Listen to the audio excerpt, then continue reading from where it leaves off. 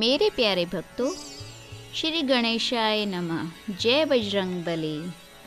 आपका स्वागत है भगवान जप महिमा में। हम आपके लिए लेकर आए हैं आज एक नई वीडियो, और ये वीडियो आपके लिए बहुत ही ज़्यादा महत्वपूर्ण होने वाली है। तो इस वीडियो को आप ज़रूर देखें और लाइक और शेयर करें। और आज हम बात करेंगे सर्वपितृ अमावस्या के बारे में। अश्विन मास की अमावस्या तिथि अश्विन अमावस्या के नाम से जानी जाती है। हिंदू पंचांग के अनुसार अश्विन मास की अमावस्या के दिन श्राद्ध कार्यों का अंतिम दिन होता है। इसके साथ ही तर्पण के काम समाप्त हो जाते हैं। कृष्ण पक्ष की अश्विन अमावस्या को सर्वपितृ अमावस्या, पितृ विसर्जनीय अमावस्या या फिर महालय अमावस्या आदि के नामों से भी जाना जाता है। और इस बार शनिवार को है तो शनिश्चरी अमावस्या के नाम से भी जाना जाएगा। इस दिन श्राद्ध पक्ष का समापन होगा और पितृलोक से आए हुए पितृ संतुष्ट होकर अपने लोक को लौट जाएंगे। पूर्वजों के प्रति श्रद्धा से किया जाने वाला कार्य श्राद्ध होता है। श्राद्ध का स्वरूप पुरातन से नवीनतम तक आज भी बना हुआ है। श्राद्ध के विषय में आध्यात्मिक और वैज्ञानिक रूप के तालमेल को सही समझा जाता है।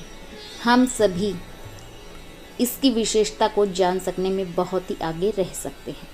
अश्विन अमावस्या के समाप्त होने के साथ ही श्राद्ध कार्य खत्म हो जाएंगे और फिर शुरुआत हो जाएगी अश्विन नवरात्रों की। इस नवरात्रि को शारदीय नवरात्रि भी कहा जाएगा। इस दिन से दुर्गा के उपासक और साधना करने वाले इस अमावस्या की रात्रि को विशिष्ट अनुष्ठान कार्य करते हैं। अब हम बात करेंगे अश्विन अमावस्या का मुहूर्त। अश्विन अमावस्या इस वर्ष 14 अक्टूबर 2023 को मनाई जाएगी। पितरों के पूजन के लिए अश्विन अमावस्या का समय अत्यंत ही महत्वपूर्ण होता है। इस दिन जिन भी पूर्वजों को हम जानते हैं उनकी मृत्यु तिथि हमें पता है, या फिर जिनको नहीं जानते हैं, तिथि का ज्ञान नहीं है, उन सभी के लिए इस दिन श्राद्ध का कार्य किया जा सकता है। इस दिन किए गए श्राद्ध का अनुष्ठान सभी पितरों को प्राप्त होता है, इसीलिए इसे सर्व पितृ विसर्जनीय अमावस्या या फिर महालय अमावस्या भी कहा जाता है। 13 अक्टूबर को रात को 9:51 से अमावस्या प्रारंभ हो जाएगी, जो कि 14 अक्टूबर 2023 को रात को 11:25 पर अमावस्या का समापन होगा। श्राद्ध वह कार्य है जो कि दर्शाता है किसी व्यक्ति के प्रति हमारा स्नेह और लगाव किस प्रकार का रहा है। किसी के साथ के छूट जाने के बाद यदि उसके प्रति प्रेम को प्रकट करना है तो शायद यह एक बहुत ही श्रेष्ठ रूप होता है। यह एक पवित्र काम है जो मानव जीवन के कर्म और उसकी अनुभूति को इसके बाद भी जोड़े रखता है। अश्विन मास में अश्विन अमावस्या को अत्यंत ही महत्वपूर्ण होता है। अश्विन माह के कृष्ण पक्ष की प्रतिपदा से आरंभ होते हैं और अमावस्या तक चलने वाले इस लंबे धार्मिक अनुष्ठान के कार्य श्राद्ध कहे जाते हैं। इस दौरान सभी व्यक्ति अपने मरे हुए बंधु बांधवों, माता पिता और परिवार के उन सभी लोगों का तर्पण करते हैं जो किसी कारण से मृत्यु को प्राप्त हुए हैं। श्राद्ध के विभिन्न रूप हैं। गरुड़ पुराण और भविष्य पुराण में अंतर्गत 12 प्रकार के श्राद्धों के बारे में पता चलता है।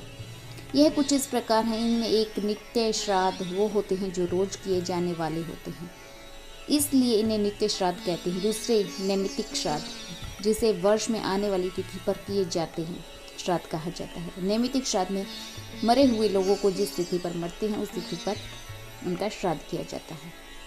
फिर आता है काम्य श्राद्ध। यह कार्य किसी कामना के लिए किए जाने वाले श्राद्ध को कहा जाता है। फिर आता है नांदी श्राद्ध, जो किसी मांगलिक कार्यों के समय पर किए जाने वाले श्राद्ध को नांदी श्राद्ध के नाम से जानते हैं। उसके बाद आता है प्रावण श्राद्ध। पितृपक्ष, अमावस्या और तिथि आदि पर किए जाने वाले श्राद्ध को प्रावण श्राद्ध कहते हैं।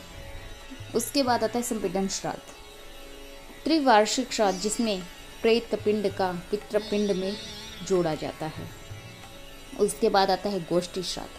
पारिवारिक या जातीय समूह में किए जाने वाले श्राद्ध गोष्ठी श्राद्ध कहलाते हैं। शुद्ध यत्र श्राद्ध, यह कार्य शुद्धि के लिए किया जाता है। इसे करने से पापों से मुक्ति मिलती है, मानसिक शारीरिक शुद्ध प्राप्ति होती है। उसके बाद आता है कर्माग्र श्राद्ध। यह 16 संस्कारों से निमित्त है। जो श्राद्ध किया जाता है उन्हें कर्माग्र श्राद्ध के नाम से जाना जाता है। उसके बाद आता है दैविक श्राद्ध। देवताओं के निमित्त से किए जाते हैं और देवताओं के प्रति श्रद्धा को दर्शाते हैं। दैविक श्राद्ध। यात्रार्थ श्राद्ध, तीर्थ स्थानों में जो श्राद्ध किया जाता है उसे यात्रार्थ श्राद्ध कहा जाता है।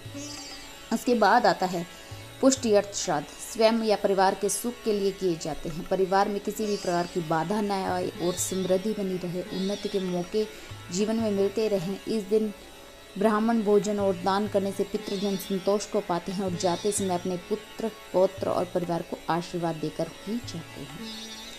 सर्वपितृ अमावस्या पर हमें किन चीज़ों का दान करना चाहिए? सर्वपितृ अमावस्या के दिन श्राद्ध करने पर हमें तिल दान करना चाहिए, जो बहुत ही ज़्यादा जरूरी होता है। काले तिलों का दान करने से पितृ शांत होते हैं। श्राद्ध का संपूर्ण कार्य पितरों को मिलता है। संतुष्ट हुए पितृ हमारे जीवन को खुशहाल बनाते हैं। श्राद्ध के कामों में घी और दूध का भी दान बहुत ही उत्तम माना जाता है। मूल रूप से गाय के दूध और घी का दान किसी योग्य ब्राह्मण और गरीबों को देने से तृप्ति होती है, पूर्वजों की। श्राद्ध के दिन पर अनाज का दान करना भी बहुत ही ज़्यादा शुभ माना जाता है। इसमें कच्चा अनाज या पका हुआ अनाज जैसा भी हो देना चाहिए। ब्राह्मणों और गरीब लोगों को खाना खिलाना चाहिए, वह भी महादान के रूप में जाना जाता है। यह कार्य भी पितरों की तृप्ति प्रदान करने में बहुत ही ज़्यादा सहायक होता है। श्राद्ध के दिनों में वस्त्र यानी कि कपड़ों का दान करने का भी विधान है। मान्यता है कि पूर्वजों के नियमित वस्त्र दान करने पर पितरों को संतोष मिलता है। श्राद्ध में फलों का दान भी उपयुक्त होता है। फलों को 16 दिनों तक मौसम के अनुरूप पितरों के लिए दान करना चाहिए। अगर हर दिन ये काम न हो सके तो अमावस्या या सर्वपितृ अमावस्या पर हमें करना चाहिए। अब हमें और क्या करना चाहिए सर्वपितृ अमावस्या के दिन? सर्वपितृ अमावस्या के दिन हमें किसी नदी, जलाशय या कुंड में स्नान करना चाहिए। अगर नियर कोई जलाशय या कुंड ना हो तो आप अपने घर पर ही स्नान कर सकते हैं। इसके बाद पितरों का अर्घ्य देना चाहिए। अमावस्या के दिन पितरों का पूजन करना चाहिए और इस पूजन को किसी योग्य ब्राह्मण द्वारा कराना चाहिए। अगर संभव न हो सके तो स्वयं भी पूजन कर सकते हैं।